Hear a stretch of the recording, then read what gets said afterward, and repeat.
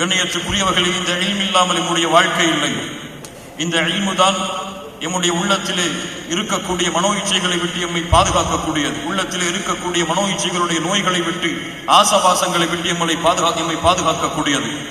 இந்த இல்மு தான் நூர், வெளிச்சம், எம்முடைய சிந்தனைக்கு வெளிச்சம், எம்முடைய இதயத்திற்கு வெளிச்சம், எம்முடைய பார்வைக்கு வெளிச்சம், நாம் நடந்து செல்லக்கூடிய பாதைக்கு வெளிச்சம்.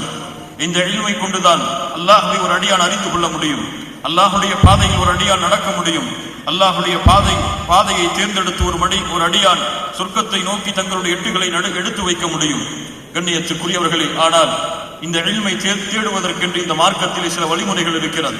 இந்த இல்மை தேடுவதற்கு அல்லாஹுடைய தீனிலே சில அறிவுரைகளை அல்லாஹ் ரப்புல் ஆலமீன் அவனுடைய புத்தகம் அல் குர்ஆனிலும் அல்லாஹுடைய தூதர் முஹம்மது ரசூலுல்லாஹ் ஸல்லல்லாஹு அலைஹி வஸல்லம் அவர்கள் தங்களுடைய ஹதீஸ்களிலும் நமக்கு இந்த சமூகத்திற்கு எடுத்து சொல்லி இருக்கிறார்கள்.